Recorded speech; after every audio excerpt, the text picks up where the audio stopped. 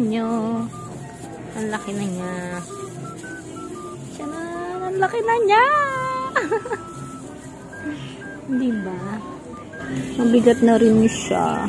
Sabi, pag hinog na daw to, bulok na dapat tong. So, iintayin ko siya mabulok bago ko siya harvestin. Ganon. Itong isa, malaki na rin. Pero, hindi siya makinis. Kasi nung bata to, may tumusok ata dito. Ewan ko lang pagbukas natin kung may uod to. Pero eto makinis to eh. Wala siyang tusok. Tapos yung iba, hindi na tumuloy katulad nito.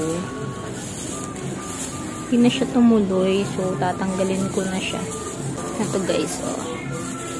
Nabulok siya. Hindi ko alam kung natusok din ba to or what. Basta nabulok siya. Kaya naman ayan, pinigtas ko na. Ito, naging ganito yung itsura niya.